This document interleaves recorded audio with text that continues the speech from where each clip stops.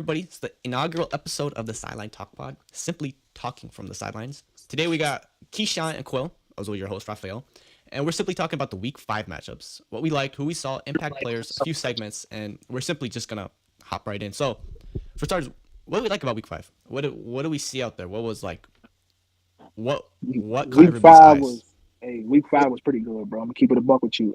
First thing I definitely do want to touch up on is that Thursday night game with San Francisco and LA. Mac Jones played his ass off. I'm gonna keep it a buck. Mac Jones definitely played his ass off.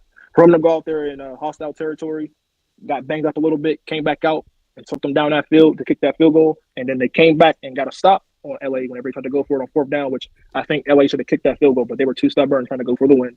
That's on them. But Mac Jones definitely played a good game that game. Mm-hmm.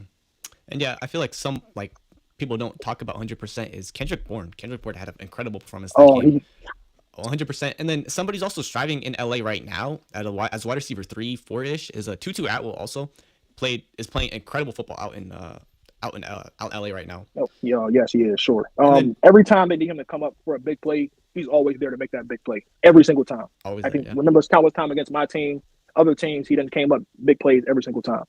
Was 100%.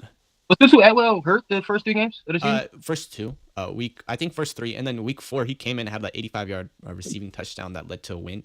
The Mm-hmm. biggest, Yeah, that one reception for 88. the one for 88 and a touchdown Yep. in that win week 4 against Indy. The biggest. What about London? We got that London matchup. It Between was Dylan Minnesota. Gabriel's first career start. Yep. What do we like out of Dylan Gabriel? I was talking to my brother. He's a Vikings fan. He was telling me he's like, he played balanced, and that's practically what you need out of a first career start. So what do we like that we saw out of Dylan Gabriel? What I will say as far as Dylan Gabriel is he needs to work on those intermediate routes. He makes too many mistakes when he's trying to force passes when the pressure hits instead of just either throwing it out or trying to get out of bounds. But I also understand him coming out of college. He wasn't always like a premier running quarterback.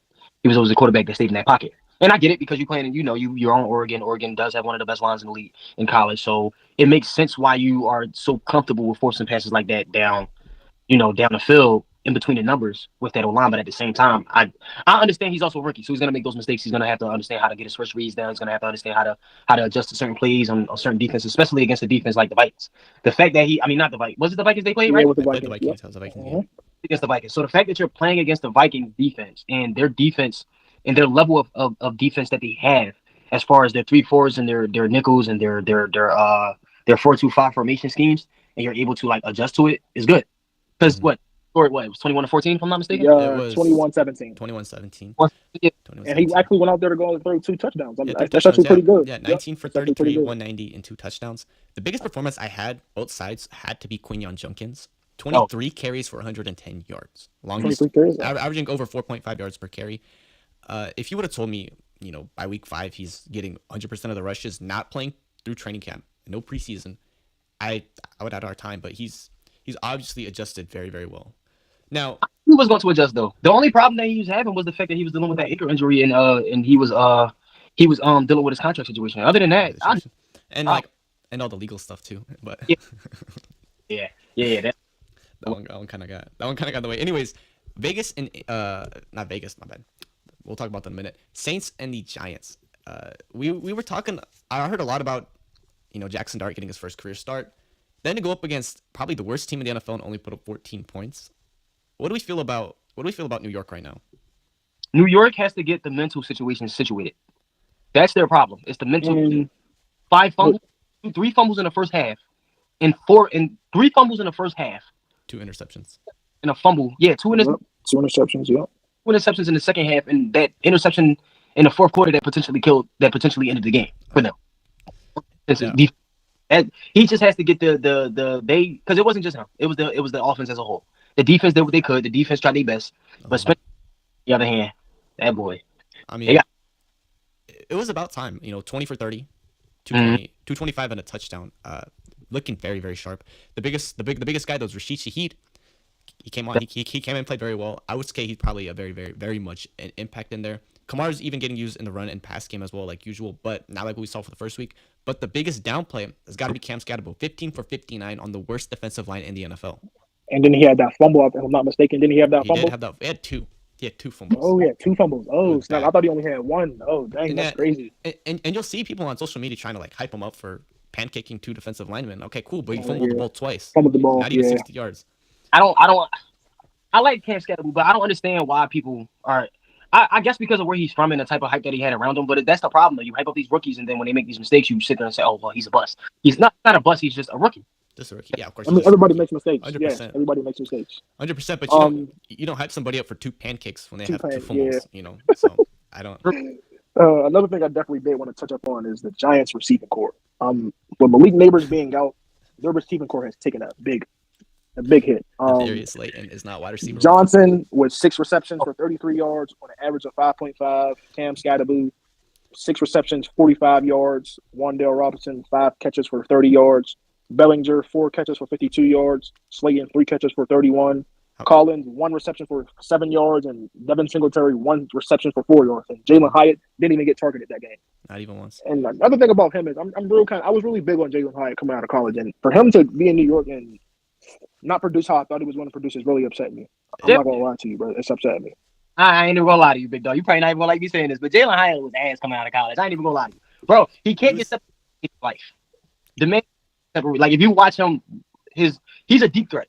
That's why it's kind of upsetting me because they're not using him like that. Exactly. I don't know what they're doing. It's upsetting me. Because offense isn't an air raid offense. It's a balanced offense. It's an offense that likes to run the ball. Yep. Establish the ground game first, and then we'll push the ball downfield with the passing game. But with Malik Neighbors being out, it just kind of took a hit, bro. Exactly. Why do you think it didn't work out the way it was supposed to with Russell Wilson? Russell Wilson's a deep ball thrower. He looked good first 2.5 weeks, and then they just took him out because of that.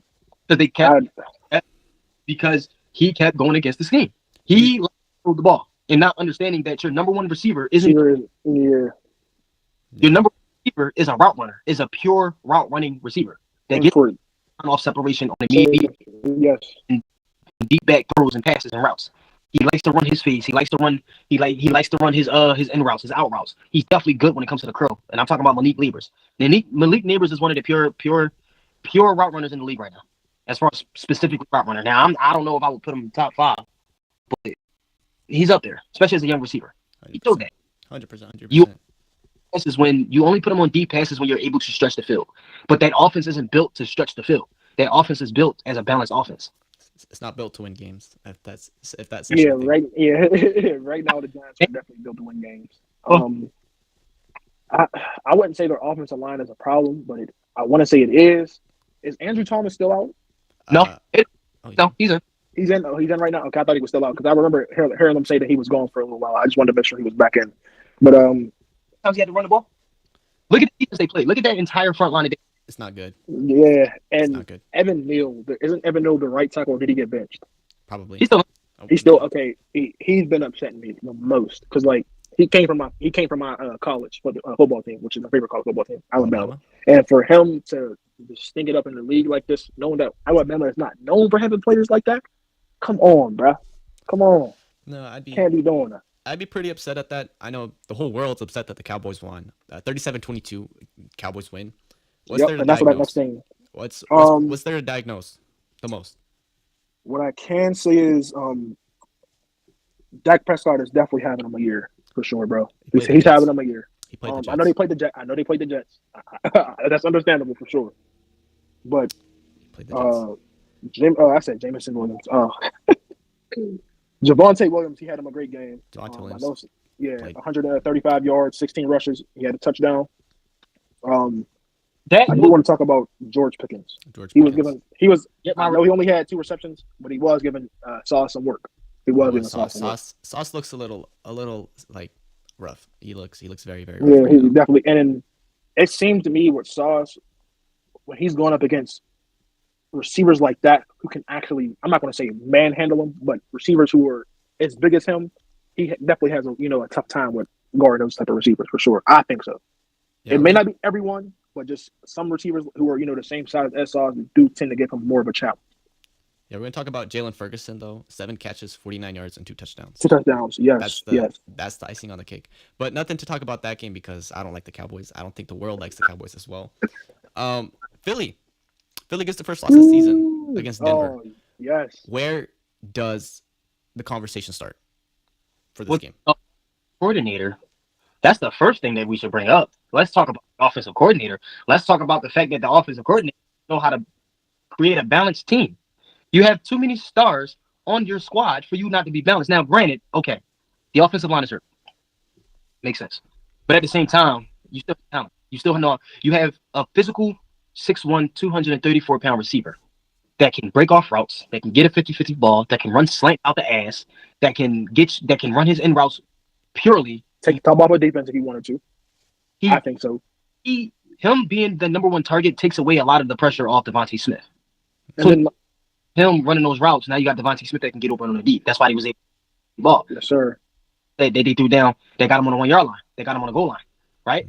100%. But now, once you're able to scheme up and find a way to shut down your receivers, now you have to use your tight ends. Biggest. Everybody keeps saying, "Oh, well, AJ Brown is calling for the ball too much, so they feel like they have to force him." That's not the issue. Fuck watching the game. Forget watching the game. Watch the film. Watch how the routes, not even the routes. Watch how the formations are set up. 50% of those passes were shotgun passes. The other 20% were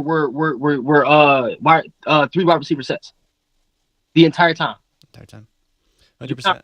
No play action, no nothing. You're not balancing that out. Nothing. Using your tight ends as Tight ends, yep. It's like one game they use the tight ends, next game they run the ball, third game they pass, in the fourth game they pass and barely run. 6 attempts. 6 attempts. For 6 attempts for 30 yards. Yep. 30 yards. Yep. And another thing to touch up on is how you were talking about AJ Brown is I don't know how they're not using them how they were last year because if I'm remembering from last year, he was number one in single coverage, killing everybody. So I mean, if AJ's out there on an island 1-on-1 by himself, why are they not getting him the ball? Well, Because it's not that they're not getting him the ball, it's the fact that they're not scheming him the correct routes. They're not formations for him to get open. I get it. He's a number one receiver. He's a top receiver that can get 50-50 ball, that can get you 50-50 balls. Cool. But at the same time, he's your number one. 100%. It's going to be games where teams are going to scheme up a way to shut him down. He's going to shut him down. Yep. They're going to double him, just like how I think they did DK towards the end of his career in Seattle. Yeah, you see what I'm saying? Like, it's been plenty of games that we've seen last year that we didn't see him get open passes on deep route. Mm-hmm. The safety on the backside with the corner playing man on him. Or the corner yards back, and you got the safety sitting here. Like, you got the corner playing 7 yards, and you got the safety coming down on the zone. Just to shut him down, and you still get him open. Why? You're opening up the field. They're so focused on Saquon Barkley not getting the ball. Yep. That it's allowing themselves to open up the field. But that's because Moore was balanced. Mm-hmm. He was rushing heavy. He was balancing it out. You see what I'm saying? Once we round, now we can kill them through the air. Yeah, and then to add on what you were saying, and that's why I think Saquon is kind of having like a little quiet year right now is because teams are scheming up. All right, Saquon just had this breakout 2,000-yard season last year. We're not going to let him do that again. So let's, attack the run every single play. And Philly is still running the ball, even though teams are, okay, we're scheming up for Saquon. That's why I think with this offensive coordinator they need to do something, to make sure they're getting everybody the ball evenly because seeing A.J. Brown through these first couple of games, him not touching the ball as what we seen last year, it's kind of like a, traumatic drop. Like, come on, this is your number one receiver here. And you're not getting him the ball. You're not scheming him open to where he needs to make these big plays to where y'all can go out and win these games. And another thing I wanted to touch up on was Devontae Smith. He definitely had a great game too. For him to be going through I wouldn't say the same exact thing A.J. Brown is going through, but for him to not be touching the ball as much as well and then come out to have this big game, I think is pretty good as well. Yeah, and then I will also add to that one. The biggest impact for Denver was Nick Bonito having 2.5 sacks. Yes, and sir. Also, Talia Halifunga looked very good in coverage. The one thing I will say about A.J. Brown that he did in the game was he limited Pat Surtain. And when it was Surtain and him on an island, Surtain couldn't really do anything. So he drawed a lot of pass interferences. Yep. And also Saquon Barkley, we could sit here say, they're scheming against him. It's a quiet year. 6 for 30. Yep. Six carries for 30 yards. It's not something. It's not Saquon. It's not a quiet year at all. That's averaging 5 yards per carry. Also 3 catches for 70 yards and a touchdown. So Right, I'm not gonna sit here and say Saquon's having a quiet year. They're still using him in Philly. It's just Philly. Yep. Yeah. It was It's not Saquon. He's not It's not being usually Saquon 100 yards a game. Not 100 yards a game, but he's clipping 100 yards every time he touches the ball. Exactly. Yeah, touches the ball. Yes. So, and seeing him, go from the 2,000 yards to I think, if I'm not mistaken, they said he has the lowest yards per carry, I think, in the NFL right now with 3.1, if I'm not mistaken. I don't know if that changed, but I was seeing something that he had the lowest yards per I carry. would have to check. But on a quiet note, Houston beat Baltimore 44-10, but does not really count because Baltimore's out 20 players. 20 players, yep. Indy beats Vegas 40-6 because Vegas sucks. We're not really gonna talk about that. I do kind of want to talk about that a little bit. I know you don't want to talk about it, but there's one reason why I want to talk about it. Geno Smith. I am so glad that my Seahawks got rid of him. He has been stinking it up so bad. Like, dude, when I mean stinking it up, he has been stinking it up. Bro. I don't know if he needs laser eye surgery. Like, I don't want to talk bad on him. But like, I don't know if bro needs laser eye surgery or something. Dude, 9 interceptions in 5 weeks is ridiculous. I will happily let you know how I feel about Geno. Ass, chicken butt, booty. You know, through 3 starts, Jake Browning has 7 interceptions. Through 5, Geno has 9. So there's a little bit of a difference over there. But 40-6, biggest impact was Jonathan Taylor having 3 touchdowns on the game, nearing 200 yards, nearing 200 total yards of total offense. And then Miami blowing a 17-0 lead before halftime to the Carolina Panthers. 27-24 game. Not gonna talk too much about that one. Biggest impact would be Rico Dowdle getting 220 yards on the ground. Yes, 200 off of 20 carries. Yep, 23 carries, 206 yards for a touchdown. I think he played pretty well. Like he played his ass off. You know what's crazy? That was kind of expected though, because the Dolphins got the worst run defense in the league. Yeah. Oh, they do? Yeah, they got. Oh, okay. So I don't really pay attention to the Dolphins because once Tyreek Hill got hurt, I just think their whole team is. The Bills and Ravens are second and third in the worst defense as far as the run game. Yeah, they can't. Surprise. Yeah. So. And big hats off to that rookie Ted McMillan. I think he's played pretty good. Yeah, I think he's played pretty good this season too. It'll be between him and Ibuka that wins Offensive Player of the Year. Now get that one to Cam Ward. Because I will talk about that 22-21 Tennessee Titans victory over the Arizona Cardinals. Where do we dissect this at all? Like where's the dissection? Okay, we're not gonna jump here and talk about Jonathan Gannon because I think he's doing a fine enough job as a head coach. Yeah. Where else are we gonna just call out Arizona? It's not Kyler Murray. So it is not Kyler Murray. What I can say is Mercado. What VF? It's the 71 yards and you let the ball go early. What are we doing here, brother? It happens. I know you probably got pretty excited that there was nobody near him. He had free space. He was trying to be nonchalant, bro. He definitely cost him the game. I want to say for sure that definitely cost him the game. That was a costly touchdown. I wouldn't necessarily say that touchdown cost them the game because they still had time in the fourth to so much. It's the moment, the after that play. The momentum shift.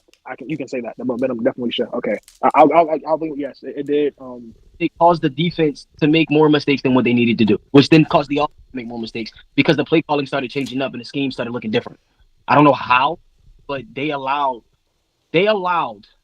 this man to get 7 catches for 153 yards and 2 tutties. Calvin Ridley had 7 receptions for 135 yards. Yeah, I think if I'm not mistaken. Yep, it was pretty bad. Yeah, he had 5 receptions for 131. Mind you, on an average of 26.20 yards. The Cardinals right now statistically are top 10 in the league. Statistically speaking. Yes. With Will Johnson. If Will Johnson's on that field, their defense is pretty that defense is pretty good. You allow a receiver that hasn't even been playing well to get okay. He's been okay. He's playing well. Calvin Ridley's not bad. I'm not gonna I don't want to say Calvin Ridley is bad, but he's definitely good. I like Calvin Ridley. I know he hasn't been the best since he left Atlanta, but he's definitely had some good years. And he hasn't been playing with, totally good quarterbacks in his past couple of years. I mean, you said he's been playing okay? He's playing okay. September. Okay, so Broncos. Do not bring up that game. Any game but that game. Do not bring up that game. It was week one. Do not bring up that game. So not the Broncos. So we know what it looked like on the Broncos then. So we okay. Oh, we know. The world knows. He dropped 5 passes throughout one game. It was pretty bad. It was averaging. The Colts 1 for 27. His only pass was 27 yards. His only catch was 27 yards. Texans 2 for 30. That's okay.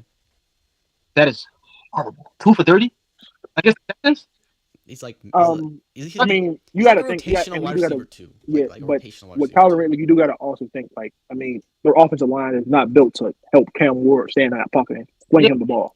You got to. But what I will say is that Arizona game, he did get him the ball when needed to. I, Yeah. I could say that. Those last 2 minutes, whenever they went down to kick that field goal, I will say he did. Cam Ward definitely did, what he had to. I just think receptions to 272 yards is okay. On top of the fact that break down his film, because I watched his film last night and I watched how he played this season because I knew he was going to talk about this game. Bro, the man couldn't get separation to save his life. 100%. He couldn't get separation to save his life. But when he could, he dropped passes.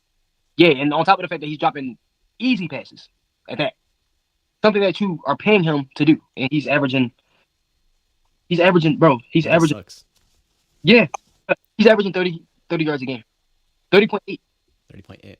Yeah. Okay, and 40 targets and 15 40 targets. Yep, I know it's pretty bad. But Jonathan Gannon's response to the poor play calling and management towards the loss, on the offensive side, he simply said, "That's Drew Petzig's job, not mine." So, in some ways to say is, that's my offensive coordinator. I'm not overlooking the plays, and we're just going to keep the ball rolling. So that's pretty bad. But what about this 35-38 Buccaneers Seahawks game? How do we feel about the Seahawks loss? I know you guys are Seahawks fans. It was so far game of the year so far. How do we feel about this? Like where do the emotions run? What I can say is, I'll let him. Cole, I know you probably feel this way too, bro. Our starters or goddamn needed.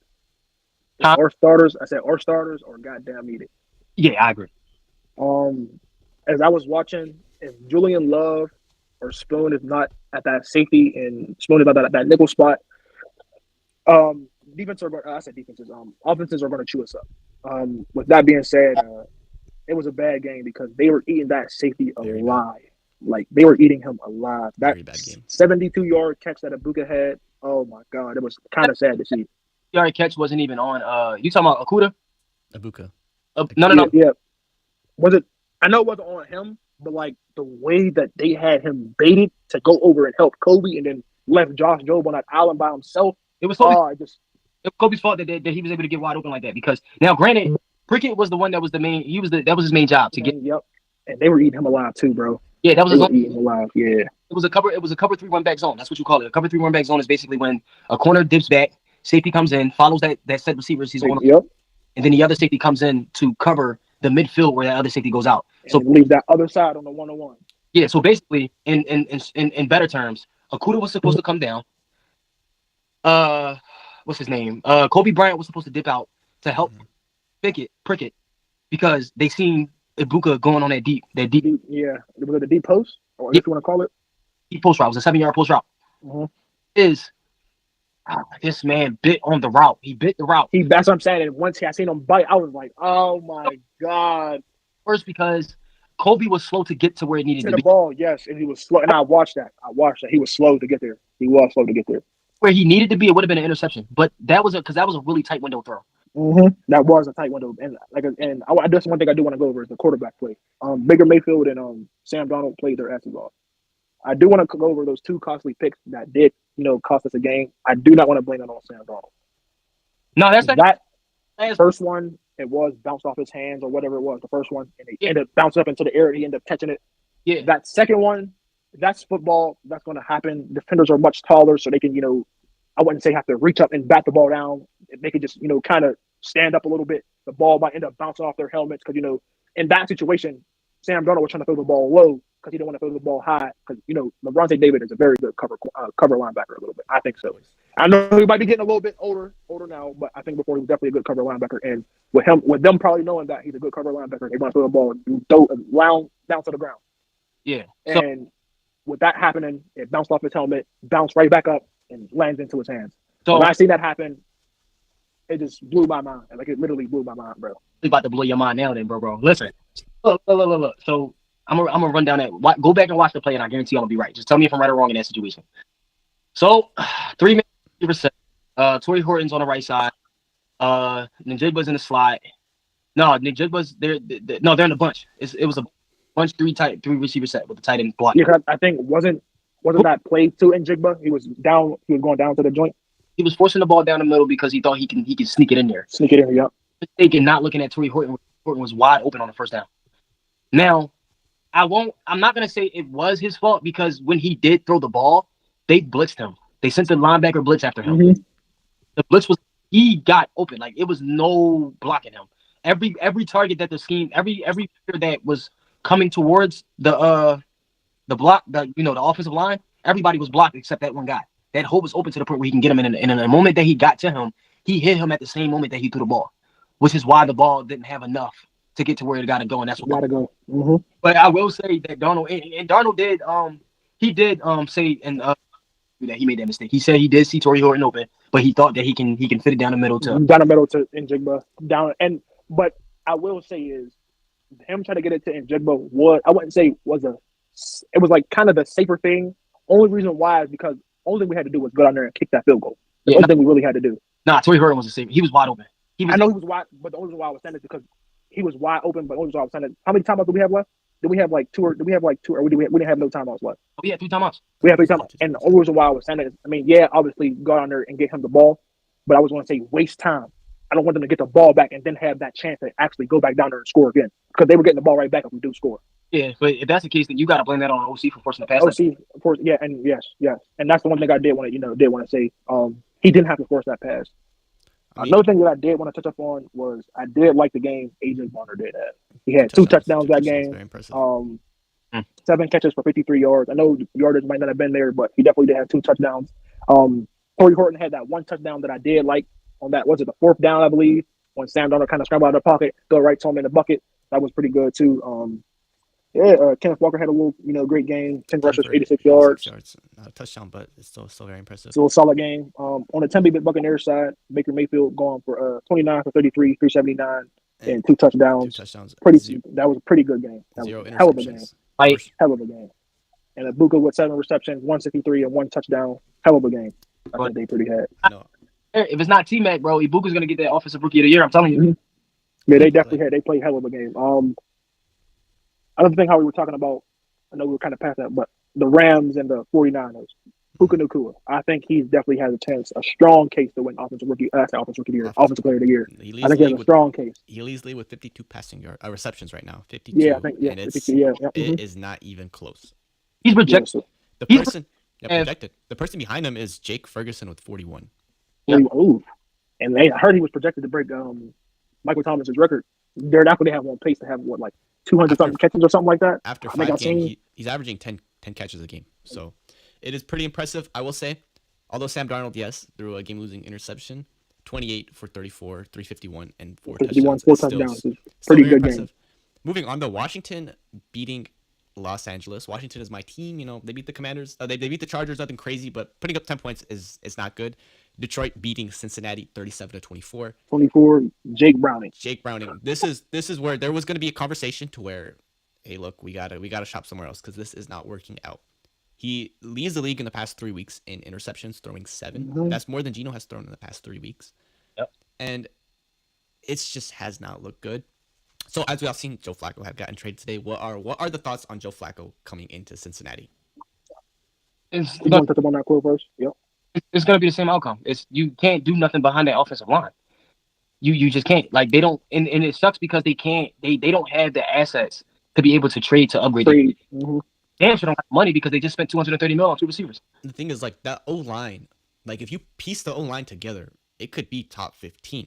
Outside that O line could be top 15. Orlando Brown Jr. is a very good offensive lineman. Everybody else on the offensive line is a very good. But one thing I will say is, with Joe Flacco going to the Bengals, I do like it as a better upgrade than Jake Browning because I know Joe Flacco did have that interception problem whenever he was, taking them on that stretch last year. But he's a better option than Jake Browning because I feel like he can get the ball in places that Jake Browning can't. Is he a better passer of the football? I think so too. Will Jamar Chase and he can have better games under Joe Flacco? I believe so. Now with this, like you said, the offensive line is definitely going to be a big problem because you need a support cast to help Joe Flacco get that ball down the field because he's a pocket passer. Joe Flacco is not a scramble out of the pocket. Oh, I'm going to scramble out of the pocket and sidearm pass this ball down the field 50 yards. No, that's not Joe Flacco. He's in the pocket, and that's the thing is their offensive line is not built to protect quarterbacks. I mean, I've seen Flacco come in offenses that had a bottom 10 offensive line and led them to the playoffs. So this is nothing new. He can do it. He can 100% do it, and it is 100% an upgrade. I don't know. Well, in my opinion, I feel like he can be a little bit better because, I mean, granted, the Browns O line is a little bit better than the Bengals O line. A little bit. You just seen Dylan Gabriel do behind that same O line. Not to mention that running game with Junkins behind that O line, Quashan, they're able to get the running game going. So they have, you know what I'm saying? I think for the Browns specifically, it's just they don't have a lot of receiving talent, and that's where they get killed. Whereas though the Bengals, like that's the complete opposite. They can't run the ball, they don't got good blocking, but they have hella receiving talent. So if Zach Taylor can find a way to put his receivers in positions to get open quicker for Joe Flacco to get that ball through, then yeah. But if who they play week 6? They play week 6. You said who did they play week 6? Yeah, who did the Bengals play week 6? Packers. Yeah, that's what it says. Yep. Easy Packers, money, Green yep. Bay. Easy money. Gotta play Green Bay in Green Bay. So In Green Bay, yep. I don't think.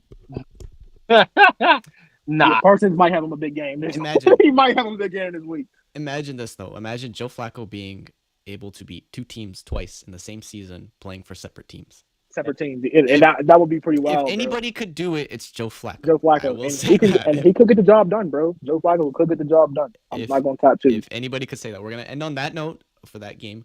If anybody could beat the same team twice in the same season, in separate teams, it's 100% is Joe Flacco. On a separate note, New England got a Sunday night upset against Buffalo. Not gonna talk too much about that one. Stephon Diggs though, 10 for 146. He had him a little revenge game in the same game. I have not coming off an ACL tear as well. I have not seen that one. And then Jacksonville over Kansas City, 31-28 with a walk-off game-winning touchdown. Oh my goodness, we got to dive into that. We got to dive into that. Oh, we got to. How do you feel about Trevor Lawrence's performance? Okay, I'm gonna name off a stat: 18 for 25, 221, a touchdown, an interception. But he also had 2 rushing touchdowns off 10 carries. That's what I wanted to dive into. Travis Hunter, though. Travis Hunter, the second-round pick, 3 catches for 64 yards. That he's looked very good. And Brian Thomas finally 4 for 80. Nothing what we used to, but 4 for 80. A good game. Yes, very solid game. Going up against that Chiefs defense, it says a lot because the Chiefs, even though the Chiefs are having a lot of offensive problems, they still have a dominant defense. Dominant, yes, they do. With Chris Jones being the premier defender on that defense, he's like the anchor. He's like the anchor on their defense. Like, excuse me. None of the lost or won was blowout games besides the Ravens, and that's because the Ravens were hurt. So, but besides the Ravens, that blowout game against the Ravens, every other game was a close game. Even against the dominant Chargers, they lost against the Chargers because of the mistakes that they made that kicked themselves in the foot. On top of the fact that they, for sure, and them not having Rice also plays a part. Like I think a lot of people are starting to downplay Patrick Mahomes and not understand that, bro, his offense isn't even fully healthy. He's still full health on his offensive line, on his offensive scheme as it is, and we see that. So if once Rashid, that I think definitely going to be due for a big upgrade. Travis Kelce, good game. Yes, he did have him a good game. One thing I will definitely say is Trevor Lawrence, when it came down to that final, to cut down the marks and get what they needed, he definitely did. Oh snap, my tablet fell. Yeah, he definitely went down there to go get what was needed. I think when that last play with that touchdown, bro, when he fell, got back up and then he fell again and then got up and ran it up for a touchdown. Hey, I ain't gonna lie, bro. That was wild, bro. That was wild. If anybody could do it, Trevor Lawrence definitely could, bro. Yeah, he fell, picked the ball. That's the most jack I can ever see in life. Yeah. Yeah, no. No lie. See, I wasn't watching the game at all. I was a little busy, but I'd seen sleeper notification because I play sleeper fantasy. I seen notification on my phone. It says Trevor Lawrence is a silly guy, and I'm like, oh, did he throw another interception? So I load it up, and I'm just like, how the hell does this happen? How do you? And not even that. If you see Chris Jones is just standing, he's just standing there like. He stood there. Yes. Like, yeah. Last time he stood there. Bro, he lost. He was looking lost out there. I don't know what he was doing. But the deal is, if Chris Jones had just walked like 5 feet, that play probably. He probably could have catched him. He probably could have stopped it, but not saying Trevor Lawrence couldn't have extended and still got the touchdown. Because I think that was probably still possible. Him be able to extend his body, and that's another thing is that's what cost him that fumble on that very first one. We tried to extend his body, and Nick Bolton came up and smacked that ball forward right on Nick Bolton. And that's what teams got to do a better job at. If you're going to run a little push in a different way than the Eagles run it, and you're trying to get the ball up over the power line, get a touchdown, you got to make sure your quarterback or whoever's doing it got the ball in their hand. Because that right there was he had the ball. He was holding the ball kind of sloppy.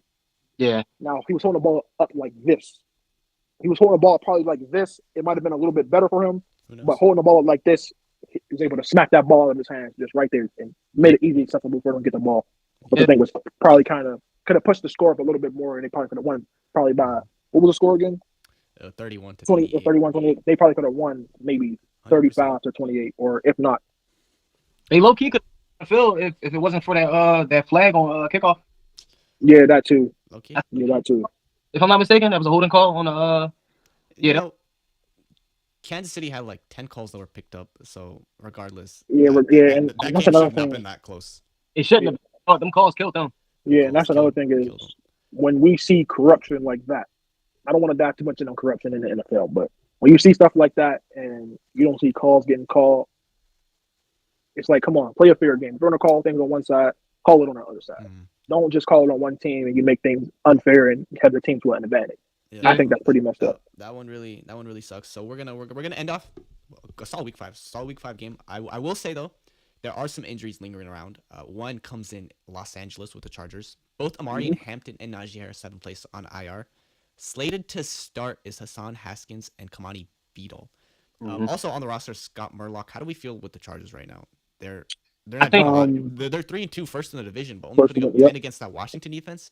That defense is not great. That defense does not look good. So where does the focus go for the Chargers right now? They need to focus more on trying to get the pass game going a little bit more efficiently. Because now that they lost their two top running back, it's kind of the running game, especially because Harbaugh is used to running the ball heavy. So you have to rely on Herbert to make those clutch throws in situational passes down because he's been doing it. And that's what kind of killed them because they weren't running heavy. They were passing heavy a lot. So, well, on top of that, plus the D-line kept pressure in that pocket. But they're also I think they're missing a center and they're missing their right guard. Left and right tackle with Rashawn Slater and Joe Olt. I think they're both out. With Rashawn Slater being out for the season and Joe Olt being out for the next couple of games, I believe.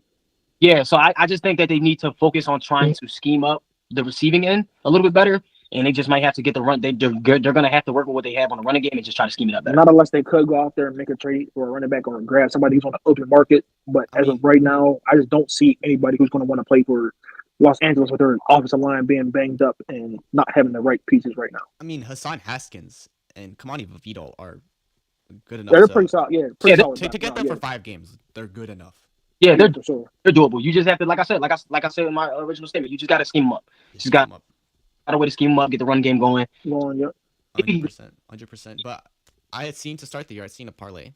This one looked sneaky for the first 3 weeks. But yeah, Jonathan Gannon winning Coach of the Year. You had Amari and Hampton winning Offensive Rookie of the Year, and then you had like a Dak Prescott winning Comeback Player of the Year, and a couple others. But I was kind of like, it looks pretty good. You know, this looks like a good parlay for the first 3 weeks, and then after week 5, you're kind of like, yeah, this is low key cooked. I don't know what he's thinking with Jonathan Gannon as Coach of the Year though. Yeah, I don't know where that came from. If you wanted to make Coach of the Year, you would put Mike McDonald. Who's the head coach for the Mike Vrabel? Vrabel's doing a great job right now. Great job with that Patriots. But I will go. I don't know who won it last year. Who won it last year? Tim Coach. 4-1. You said the Vikings head coach won it last year. No, O'Connell. Yeah, Kevin O'Connell. He won it last year. He won it last year. Yeah, he did. And Cal. I will. Kyle Shanahan. You said Kyle Shanahan. Kyle Shanahan's always going to be. He's always in the conversation. I will say how I do like to be a candidate. Dan Campbell. I think he should have won it. I think he should have won it last year, if I'm not mistaken, because I think he was in it for it last year too. Detroit's team they're good. They're well balanced on both sides of the ball. Always well balanced. I don't know what it is. Amon-Ra St. Brown having a great year this year. Jameson Williams having a pretty good year this year too. And let's talk about their backfields. Sonic and Knuckles. David Montgomery and Jahmyr Gibbs. Having a hell of a year. Both backs. David Montgomery has been limited a lot. I feel like it's been more Jahmyr Gibbs focused. But when Montgomery will get 8 carries, he'll get you a guaranteed 50 yards. 50 yards, yeah. 50 yards guaranteed. That's what makes it so good about their offensive scheme, though, because they have a good O-line. O-line, yep. You got to think about it. You got Montgomery as the power back. That's shifty, fast, but he's mainly a power back, whereas the defense is down. And then you got the speed. But now because they're using Gibbs so much, that's tiring out in speed alone, which gives them the opportunity to run the ball heavy more and slow down. That's why I realized that because they're not passing as much as they did last year. Mm-hmm. If we're being honest, I honestly think Dan Campbell should have won it the last 2 years, if I'm being honest. Yeah, that's what I'm saying. I think Dan Campbell should have won Coach of the Year last year, too. Not saying Kevin McConnell didn't do what he needed to do, but say that one more time, bro. You took your squad to 15-2 with 22 hurt players on your defense. alone, and your defense was still top 10 in the league. Top, yes. If that's not coach of the year, I don't know what is. What is, and that's what I'm saying. So like, I feel like he definitely should have won it last year. Not like I said, not saying Kevin McConnell hasn't done what he has done because what he has done with Minnesota and them quarterbacks, hell of a job, hell of a job. But I definitely think Dan Campbell should have edged him out that year. I believe so. Or the head coach for the Washington last year, he could have won it. Dan Quinn could have definitely won Coach of the Year. Yeah, I would have gave it to him, but I get it though because you got Sam Darnold. Sam, yeah, not expecting him to have that good year. You know what's happened previously in his earlier career with Carolina and the Jets. Yeah, everything people kept talking about as far as Darnold though was the fact that was he going to be able to do the same thing he did last year? And it's like last year in Seattle. Yep. All they keep bringing up is the playoffs, and it's like, bro, that was his first playoff game. How do you playoff game? Can't expect like you? I get it. He has a team. Not to mention, if people actually watched the first game, bro, his O line was horrible. The first game before they got lines, O line was horrible. Now, granted, his next game in the play when he actually did go to the playoffs, he did make a lot of mistakes. He was definitely seeing ghosts, but it was also the O line that came into play because their entire O line was hurt. They was missing the right guard, center, right tackle, and left guard. The only person that's crazy is, if I'm not mistaken, didn't they cash out on the O line this summer? They cashed out on Will Fries. I think they gave him like $75 million. I thought Will Fries went to Minnesota. Yeah, that's what I'm saying. Yeah, Will Fries. Yeah, they give him Minnesota. Yeah. And then Minnesota coming to the season. Minnesota I heard a take online a few weeks ago. Minnesota put all the pieces up for JJ McCarthy to succeed. If they had done the same thing with Sam Darnold, Minnesota would be undefeated right now. Right now, and that's where I think they messed up at. Them not paying Sam Darnold, and I'm actually glad that they didn't because now we got him. We're gonna take good care of him. I know, and Sam Darnold's looked very good in Seattle. Of course, week 2 was a little bit of a bump, but at the same time, it's week 2. We will jump to conclusions at week 5 and say whatever we want at week 5, but it's still week 5. Week 5, it'll look different in week 10 because Baltimore is 1-4 right now. They can easily be 6-4 if Lamar was playing though. Lamar's not playing. He's not playing though. So the thing is also Cooper Rush. Do we really think that this will last any longer? Because I know Houston has an incredible defense, and that offensive line isn't great for Houston. But is there going to be a different focus at quarterback? Because look, Cooper Rush is not going to cut it, and Devin Leary as well is not going to cut it. And they have Tyler Huntley on the practice squad, but they need to need to do something. And where does the conversation start with that? So I think if I'm not mistaken, because I've been following the news for the Ravens this week, I think they're going to start Huntley. If I'm not mistaken, makes sense. It would because he fits that scheme better. Scheme better, yeah. And he's been there. I don't think Pro Bowl winning quarterback in Pro Bowl winning quarterback in. Huntley, he's been there. He knows the system from top to bottom. Yeah, because the Ravens are built on running the ball. They like to run the ball. I think it's just the play calling. It got to be because you're as efficient as he was. You're not really able to get your receivers as open as you want to since week 1. So. Week 2. And that's my thing too with the Ravens is their receivers, like I know they got DeAndre Hopkins and Rashad Bateman, but their receivers are mainly goal ball receivers. They're not receivers that we're going to tear you up with our route running. I mean DeAndre Hopkins is, but he's on the older end. Zay Flowers will sit down in zone and get an extra 20 yards if he needs to. I mean, if he needs to, but you put Zay Flowers in the right position, which they have done. They have done. Yeah. It took them till his 3rd year, but they finally figured it out. Yeah, for sure. I think, if they just put their guys in the right spot. But one thing I do want to talk about is their defense.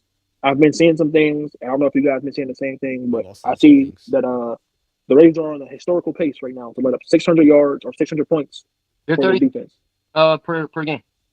And that is pretty bad, bro. To 600 points for your entire defense, and that would be an NFL. That would be NFL history right there. If they do let up 600 points. Football fans that don't understand the game is going to say, oh, well, they're ass. A lot of people that actually watch the game is going to say, well, they're injured and they have Zach Orr as their defensive coordinator. Them losing Mike McDonald and losing Patrick Queen is one of the biggest mistakes because they have too much talent on that line. And they didn't have too much talent. And that linebacker isn't bad. That's the. And they just lost. If I'm not mistaken, they just lost. What is his name? Metabuke. Yeah, they just lost him for the year for a neck injury. So that's another big hit on their defensive line. That's another big hit. He just lost what's his name? Number 44. He's hurt. Marlon Humphrey. Yeah, and hamstring, right, or something like that, I believe. Yeah, he's dealing with a hamstring, and then number 2's out as well. So the only Nate Wiggins. Yep. Nate Wiggins. Starting is number 23. Alexander, and they had just added C.J. Gardner-Johnson today, so they did. Yep, I did see that. Which do I think is a. It's not. It's an upgrade, but not really. Based on that, because there's no need for him really. Because you have Kyle Hamilton. I mean, if you have Kyle Hamilton, Okay, yeah, you'll probably more have Cal Hamilton probably either in the box and then have CJ Garner Johnson maybe guarding up top, just because Cal Hamilton has Or that bigger body you can and replace Marlon Humphrey. and put him in the slot. yeah, put Because Cal Hamilton in the slot or No, put who Hamilton's in the the slot? safety. Hamilton is drop back. I'll make all the plays like Trey Yeah, make Palmer all the would. plays. Yeah, that's what I'm saying. Yeah, he's like he's more range guy. No, CJ Garner Johnson put him in the slot like a nickel back. Yeah, that's probably more of a fit Like for sure. that's his position. He's a nickel corner. Yeah, nickel corner. Yeah, safety kind of hybrid type of player. he's a hybrid. He's a hybrid safety. He's a safety that can play deep. Or you're better off having him in the slot than you are having him deep. He plays in the nickel. Yeah, as He's of right in the now, I nickel. think I'll probably have him better in the nickels because, like I said, Cal Hamilton is the bigger, longer, rangier guy, 6'4", whatever how much he weighs. He could play in the box, out of the box. Not saying CJ can't do that, but CJ's on the smaller end, and you probably want your taller guys, rangier guys to play that. Back of the deep half, deep zone, whatnot, middle of the field. Not Yeah. saying CJ Garner Johnson can't do that, No, he but can. you probably want your 100%. taller guys doing that for sure. 100%. 100%. Well, finally, one thing I will end on is in case people were not paying attention, Jonathan Taylor has been leading the league in rushing. Matt Stafford has been leading the league in passing, and he's ahead by nearly 200 yards. Puka Nacua also leading by receptions. Where do we? How do we feel about these ones? These final stats. 480 for Jonathan Taylor. How do you feel about Jonathan Taylor right now? Is this like a comeback player of the year type situation, or where does I that was lie into? I honestly would say if he actually plays, he's because if he continues to break out the way that he is, my problem is I don't want to call it a breakout because he already had a year He already had a breakout year. Yep. Yeah, and what he's I been. don't want to even say a comeback player. I don't want to say a comeback player year because like he's always been there, he's always been there, but it's but it's like just I don't know what it is. It's just like something I, about this year though. It's like dominant. it's like yeah, it's not yeah for sure, You know, bro. It's definitely he's offensive player of the year in my opinion. I offensive- don't. yes that I would say that yeah he he definitely has he an and offensive player of the year Nakua too. can compete right now, Compete but right now, yes right for now sure. I would say he's ahead because he's scoring on both the pass and the ground game. So Running yes. it's a pretty big one. Anyway, so that'll wrap it up. Inaugural episode. I mean, I've had my own show in the past, but inaugural episode of the Sideline Talk Bot, simply talking on the sidelines. Any other key takeaways we have? Any other key takeaways? I mean not really. We kind of went over everything we needed to touch up on. Seattle game, the Philly game, um, the Minnesota game with them in Cleveland. Dylan We Gabriel, kind of and the San Francisco and LA game. We kind of pretty touched up on everything really. crazy game. Yeah, and with KC and Jacksonville too. Casey That's another Jacksonville. one. My key are for this week is Seattle has to get healthy. Seattle The has to get healthy. offensive coordinator for the Eagles needs to learn how to balance out his offense, get the game and get going because there's only going to be so many games where it starts to eat him alive. And I don't know what's going on with the Broncos offense, but they need to figure it out offensively. Defensively, they're fine, but offensively, Yeah, they're fine. Yeah, they're fine. The defense itself can get them to the playoffs. If that's any way to say it. Yeah, yeah, because I do want to see Bo Nix kind of like him and Cortland Sutton are there. I like their connection. I do like their connection. They're definitely there. But I do want to see him use Ever Ingram a little bit more.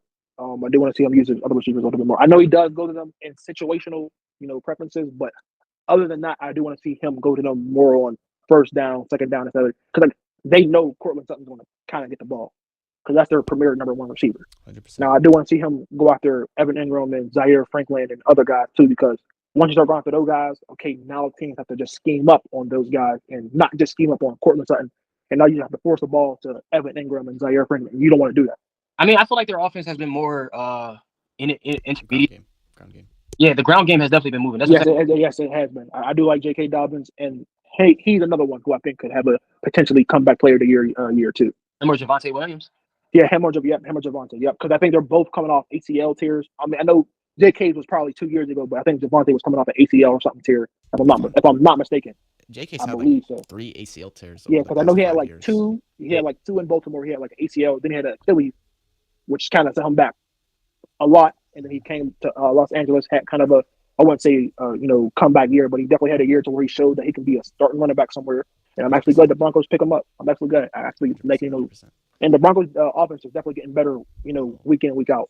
I do like their offense. Yes, for sure. 100%. Well, that'll wrap it up.